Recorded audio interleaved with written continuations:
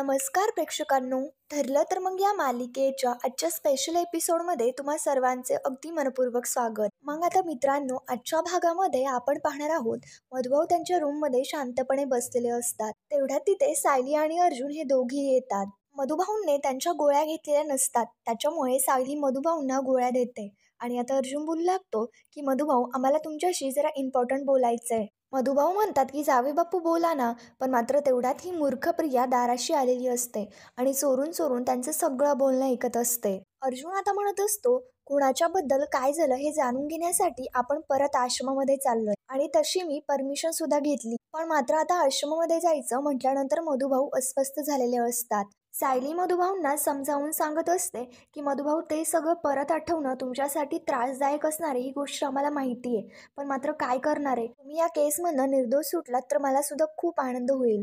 इकडे प्रिया आता चोरून चोरून सगळं त्यांचं बोलणं ऐकत असते आणि त्यांना आश्रमामध्ये जायचं हे प्रियाला समजलेलं असतं. अर्जुन आता म्हणू लागतो, आणि मधुभाऊ, तिथे गेल्यानंतर त्या रात्रीबद्दल तुम्हाला जे जे काय आठवतं ना, ते सगळं काही मला सांगा. त्यातल्या काही गोष्टी आहे त्या मला खूप डिस्टर्ब करतायत. मग तीच उत्तरं आपल्याला तिथे मिळतील की नाही ते आपण बघूयात. इकडे प्रिया तर आता यांचं सर्व बोलणं ऐकल्यानंतर खूप घाबरून गेलेली असते. सायली आता सांगत असते, आणि शिवाय या केसवरती दामिनी देशमुख नावाची वकील आली ना, त्याच्यामुळे जरा जास्त जोर लावायला हवा. मधुभाऊ, तुम्ही याल ना. याच्यावरती मधुभाऊ सुद्धा म्हणतात, ही केस कधी संपते ना असं मला झालेलं आहे. त्याच्यासाठी जे जे करणं आवश्यक आहे ना ते मी नक्की करेल. आणि मधुभाऊ सुद्धा आश्रमामध्ये येण्यासाठी तयार होतात. इकडे प्रिया तर खूप घाबरून गेलेली असते आणि स्वतःशीच विचार करत म्हणते की नाही नाही नाही, हे जर परत आश्रमामध्ये गेले आणि यांना जर नवीन पुरावे मिळाले तर मला डोकं लावून असं काही करावं लागेल की उद्या या आश्रमामध्ये जाऊ शकणार नाही. प्रिया विचार करू लागते की नेमकं काय करू मी. तिच्या डोक्यामध्ये एक आयडिया येते आणि प्रिया लगेच म्हणते की आता बघ म्हाताऱ्या, मी तुझी कशी वाट लावते ते. आणि मग त्याच्यानंतर प्रिया सुद्धा लगेच तिकडनं निघून जाते. प्रिया इकडे रूम मध्ये आलेली असते आणि प्रिया तर खूप डिस्टर्ब झालेली असते, टेन्शन मध्ये आलेली असते. प्रिया तिथे बेडवरती जाऊन बसते तर अश्विन सुद्धा रूम मध्येच असतो. प्रियाला पाहता अश्विन लगेच तिच्या जवळ येतो आणि तिला मिठी मारतो. अश्विन तर प्रिया बरोबर खूप रोमॅन्टिक होत असतो. पण मात्र प्रिया तर आश्चर्याने अश्विनकडे पाहत असते. प्रियाला तर हे सगळं काही सहन होत नसतं. प्रिया अश्विनला बाजूला करत म्हणते, अश्विन, मी आता कुठे असणार आहे बरं? अश्विन, मी किचन मध्ये आवराआवर करत होते. अश्विन प्रियाला त्याच्या जवळ घेतो आणि म्हणू लागतो की इथे तुझा नवरा तुझी वाट बघतोय आणि तू घरातली कामं करतीयस. कशाला करतीयस ही सगळी कामं? विमलताई आहेत ना, त्या करतील. प्रिया म्हणत असते, अश्विन, अरे असं कसं, म्हणजे नोकर माणसावरती सगळी जबाबदारी सोडायची असते का? अश्विन तर प्रिया बरोबर फुल रोमॅन्टिक झालेला असतो आणि प्रियाला म्हणू लागतो, तुझ्या ह्या घरचा कामांचा ना अनरोमॅन्टिक टॉपिक आता बंद. अश्विन असं बोलल्यानंतर प्रिया लगेच चिडते आणि रागातच लगेच त्याला हिसकावत म्हणते, आल्या आल्या काय चाललंय रे तुझं, बाजूला हो बरं. अश्विन लगेच डोळे मोठे करत प्रियाकडे पाहू लागतो. प्रियाला समजतं की आपण काहीतरी चुकीचंच बोलून गेलोय. प्रिया आता तिथे आरशासमोर जाऊन बसते आणि म्हणते, आल्या आल्या काय रे, मला नाईट रुटीन करायचंय, तू पण ना. आणि त्याच्यानंतर अश्विन सुद्धा प्रियाच्या मागे येतो आणि प्रियाला म्हणू लागतो, तन्वी काय चाललंय, तुला या नाईट केअर रुटीनची काय गरज आहे? तू काहीही जरी नाही केलं ना तरी सुद्धा तू सुंदरच दिसशील. मग त्याच्यानंतर प्रिया अश्विनला तिथे सोप्यावरती बसवते आणि त्याला म्हणते, तू ते शांतपणे बस, मला डिस्टर्ब करू नकोस. प्रिया अश्विनला जवळच येऊ देत नसते. आता अश्विन सुद्धा चिडतो आणि प्रियाला म्हणू लागतो, मला असं का वाटतंय की तुम्हाला अवॉइड करतीयस. आता अश्विनचं हे बोलणं पाहता प्रिया लगेच स्वतःशी विचार करत म्हणते, या रिकाम्या माठ्याला ना दुखवून चालणार नाही, कारण या घरामध्ये हाच माझ्या सोबत आहे. याच गोष्टीचा आपल्याला फायदा होऊ शकतो. आणि मग प्रिया आता प्रेमाने अश्विनच्या जवळ येते आणि नाटकं करत ती सुद्धा रोमॅन्टिक होत असते आणि प्रिया सुद्धा अश्विनला आपल्या जाळ्यामध्ये ओढण्याचा बरोबर प्रयत्न करत असते. त्याच्यानंतर इकडे दुसरीकडे सायलीच्या चेहऱ्यावरचं स्माईल काय जातच नसतं.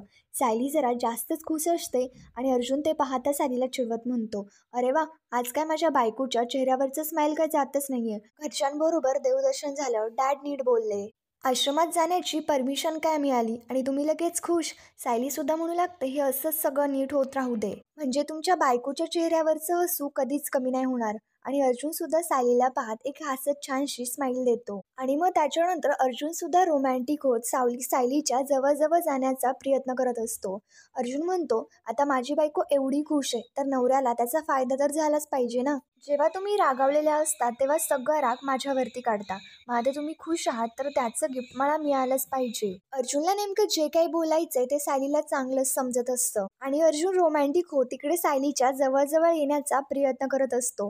पण मात्र सायली काय अर्जुनला त्याच्या जवळ येऊच देत नसते आणि ते दोघेही खूप मस्ती करत असतात. त्याच्यानंतर रात्री इकडे अश्विन आणि प्रिया दोघेही झोपलेले असतात.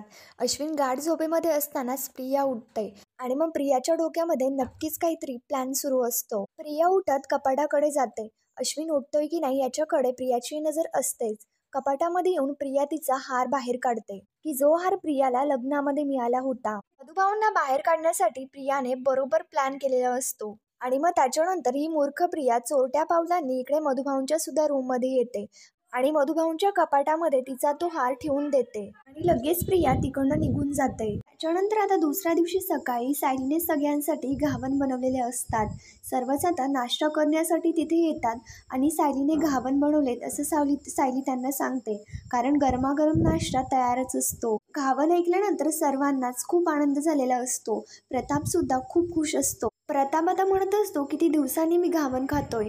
अर्जुन म्हणत असतो जेव्हापासून माझ्या बायकोने स्वयंपाकघराचा ताबा तिच्या हातात घेतलाय ना तेव्हापासून दुसरा पदार्थ रिपीटच होत नाहीये. असं वाटतं की हे पदार्थ आपण किती दिवसांनी खातोय परत. कल्पना आणि पूर्ण आजी हे दोघेही अर्जुनचं बोलणं ऐकत असतात, पण मात्र याच्यावरती त्या काहीच रिप्लाय देत नाही आणि प्रतापला इकडे अर्जुनचं हे बोलणं पटलेलं असतं. त्याच्यानंतर तेवढ्यात लगेच प्रिया धावत येते आणि सांगू लागते की पूर्ण आजी इथे खूप मोठा प्रॉब्लेम झालाय. अश्विन लगेच चटकन उभा राहतो. आता इकडे पूर्ण आजी विचारते काय झालं. प्रिया सांगू लागते लग्नामध्ये तुम्ही जो मला हार दिला होता ना तो हार गायब झालाय. हे ऐकल्यानंतर सर्वांनाच मोठा धक्का बसलेला असतो. पूर्णाची विचारत असते तुला हार सापडत नाहीये म्हणजे हार कुठे गेला, असं कसं होईल. प्रिया सांगू लागते तो हार मी कपाटामध्येच ठेवला होता. मी कपाट आवरायला काढलं, बघते तर तिथे तो नेकलेसच नव्हता. प्रियाचं हे जे बोलणं अर्जुन आणि सायली यांच्या दोघांनाही संशयास्पद वाटत असतं आणि त्यांच्या दोघांनाही प्रियावरती बारीक संशय असतो. प्रताप इकडे सांगत असतो तन्वी अगं तूच तो डाव्या उजव्या हाताने कुठेतरी ठेवला असशील. प्रिया आता जणू काही ती खूप पॅनिक झाली आहे, तिला खूप टेन्शन आलंय असं नाटक करत असते आणि घरच्यांना सांगत असते की नाही बाबा तसं काहीही नाहीये. प्रिया आता पॅनिक झालेली असते. कल्पना तिला सावरत म्हणत असते की तन्वी तू पॅनिक होऊ नको, शांत हो, तो हार इथेच कुठेतरी असेल. मग त्याच्यानंतर प्रिया आता बरीचशी नाटकं करते आणि मग आता घरच्यांना सांगते आपण सगळ्याच्या खोल्या चेक करूयात, नक्कीच तो हार कोणीतरी गायब केलेला असेल. अर्जुन लगेच आता याच्यावरती म्हणतो की प्रिया सरळ बोल ना की तुला आमची खोली चेक करायची आणि तुला असं वाटतंय की तो हार आम्ही गायब केलाय. प्रिया जास्त ओव्हर करत असते आणि प्रियाचं हे नाटकी बोलणं सायली अर्जुनला बरोबर कळालेलं असतं. प्रताप सुद्धा म्हणू लागतो की तन्वी बरोबर बोलते, आपण सगळ्या खोल्यांमध्ये शोधूयात. प्रताप तर अगदी प्रियाच्या मनाप्रमाणे बोलत असतो. प्रतापला असा संशय असतो की तो हार नक्कीच कुठेतरी पडला असणार आहे. अर्जुन म्हणू लागतो चालेल ना आपण सगळ्या खोल्या चेक करूयात, कारण तन्वीला तर असं वाटत असेल की तो हार आम्हीच घेतलाय आणि तो हार विकून जे पैसे येतील ना त्याने आम्ही संसार चालवतोय असंच प्रियाला वाटत असेल. त्याच्यामुळे आपण पहिल्यांदा ना आमचीच खोली चेक करूयात. अर्जुनच्या या बोलण्याकडे सगळे चच्चुर्याने बघत असतात. पूर्णाजी इकडे अर्जुनला गप्प करत म्हणते की अर्जुन तू गप्प बस, असं कोणीही म्हणणार नाहीये आणि ही गोष्ट तुला सुद्धा चांगलीच माहितीये. प्रिया नाटकं करत म्हणत असते माझा कोणावरतीच आरोप नाहीये आणि मला कोणावरतीच संशय नाही घ्यायचा. मला माझा फक्त तो हार परत हवाय आणि त्याच्यासाठी मला घरातल्या सगळ्या खोल्या चेक कराव्या लागल्या ना तरी सुद्धा चालेल. प्रिया सुद्धा आता खोल्या चेक करायचं सांगत असते आणि घरातले सगळे खोल्या चेक करण्यासाठी तयार होतात. प्रिया पहिल्यांदा सायली अर्जुनची रूम चेक करायची असं ठरवते. आता कल्पना सुद्धा बोलू लागते की पहिले सायली अर्जुनची खोली चेक करायची. अर्जुन लगेच आश्चर्याने कल्पनाला म्हणतो की मामा तुला खरंच असं वाटतंय का की तिचा हार आम्ही घेतला असेल. कल्पना म्हणू लागते तिचा हार सापडत नाहीये आणि तुला या शब्दाचा अर्थ कळतोय का, सगळ्यांच्या खोल्या चेक करायच्या. इकडे सायली बोलू लागते काहीच हरकत नाही, करूयात आपण रूम चेक. प्रियाच्या मनामध्ये जी शंका आली ती शंका आपण दूर करूयात, म्हणजे तिच्या मनामध्ये दुसरी कुठली शंका राहणार नाही. आणि सायली अर्जुनला सुद्धा खुणावून सांगते की करू देऊयात खोली चेक आणि अर्जुन सुद्धा तयार होतो. मग तेवढ्यात लगेच अर्जुनला त्यांच्या रूममध्ये त्यांनी तो लावलेल्या फोटो फ्रेमच्या मागे त्यांचं नेमकं काय रहस्य हे आठवतं आणि मग अर्जुन आता लगेच पॅनिक होत इकडे रूममध्ये निघून येतो आणि सायलीला सुद्धा ती गोष्ट समजलेली असते. म्हणून सायली पहिल्यांदा प्रियाला बोलण्यामध्ये अडकून ठेवते आणि बाहेरच प्रियाबरोबर बोलत असते. अर्जुन तोपर्यंत इकडे लगेच रूममध्ये येतो आणि त्यांची ती फोटो फ्रेम वरती करून ठेवतो. त्या ब्लॅकबोर्डवरती साक्षी मैप त्यांचे फोटो जे लावलेले असतात पुराव्यासाठी ते अर्जुन आता उलटे करून ठेवतो. इकडे बाहेर सायली प्रियाला म्हणत असते, प्रिया तुला चांगलंच माहिती आहे की कोणाच्याही खोलीमध्ये तुला हार नाही मिळणार, तरीसुद्धा तुला सगळ्यांच्या खोल्या बघायच्या आहेत. प्रिया याच्यावरती हो बोलते. मग सायली लगेच प्रियाचा हात पकडत तिला त्यांच्या रूममध्ये घेऊन येते आणि सगळीकडे इकडे तिकडे चेक करू लागते. प्रियाला सुद्धा चांगलंच माहिती असतं की त्यांच्या रूममध्ये काहीच मिळणार नाही आहे, पण मात्र तरीसुद्धा प्रिया चेक करण्याचं नाटक करत असते. प्रियाला काहीच सापडत नाही आणि प्रिया लगेच हॉलमध्ये निघून जाते. मग आता प्रियाचं हे वागणं बोलणं पाहता सायली अर्जुन यांच्या दोघांनाही खूप हसायला येतं. त्याच्यानंतर खाली आता अश्विन, प्रताप हे सगळे त्यांच्या रूम चेक करून आलेले असतात. तर तिचा हार तिथे कुठेच नसतो, कारण प्रियाने तो हार मधुभाऊंच्या रूममध्ये ठेवलेला असतो. आता कुठेच हार सापडला नाही म्हटल्यानंतर सगळे शांत बसलेले असतात. पण आता इकडे प्रिया बोलू लागते, एक रूम तर चेक करायची राहिलीच, मधुभाऊंची रूम. तिथे सुद्धा हार असू शकतो आणि मला कुठलीच शक्यता ठेवायची नाहीये. मला मधुभाऊंची रूम चेक करायची असं प्रिया सांगत असते. सायली प्रियाला म्हणत असते, प्रिया त्यांच्या रूममध्ये हार कसा काय असेल, ते तर रूमच्या बाहेर सुद्धा नाहीयेत. सायली इकडे म्हणत असते, त्या खोलीमध्ये मधुभाऊ राहतात तुला चांगलंच माहितीये आणि तू त्या खोलीमध्ये कधी जात सुद्धा नाही मधुभाऊंची चौकशी करण्यासाठी. प्रिया म्हणू लागते, मी नाही जात ग, पण हार तिथे गेला असेल तर. सायलीला कुठलीच शक्यता ठेवायची नसते. मधुभाऊंवरचा हा आरोप तिला दूर करायचा असतो, तिला सहन होत नाही. आणि आता सायली लगेच सगळ्यांना घेऊन इकडे मधुभाऊंच्या रूममध्ये हार चेक करण्यासाठी येते. प्रिया लगेच इकडे तिकडे हार चेक करू लागते आणि आता शेवटी तिला हार सापडतोच. हार सापडल्यानंतर सगळेच लगेच आश्चर्याने पाहू लागतात. तर मग मित्रांनो, पुढील भागामध्ये आपण पाहणार आहोत प्रियाचा हार मधुभाऊंच्या बॅगेमध्ये सापडलेला असतो आणि प्रिया आता याच गोष्टीचा तमाशा करत म्हणत असते, माझा हार मधुभाऊंच्या बॅगेमध्ये सापडला, म्हणजे याचा अर्थ माझा हार मधुभाऊंनी घेतला होता. सायली, अर्जुन सगळ्यांनाच मोठा धक्का बसलेला असतो. मधुभाऊ सुद्धा आश्चर्याने पाहत असतात, पण मात्र प्रियाचा हार काय मधुभाऊंनी घेतलेला नसतो.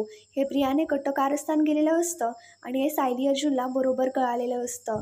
तर मग मित्रांनो, पुढील भागामध्ये नेमकं काय होणार हे आपल्याला पाहण्यासाठी आमच्या चॅनलला लगेच सबस्क्राईब करा. थँक्यू.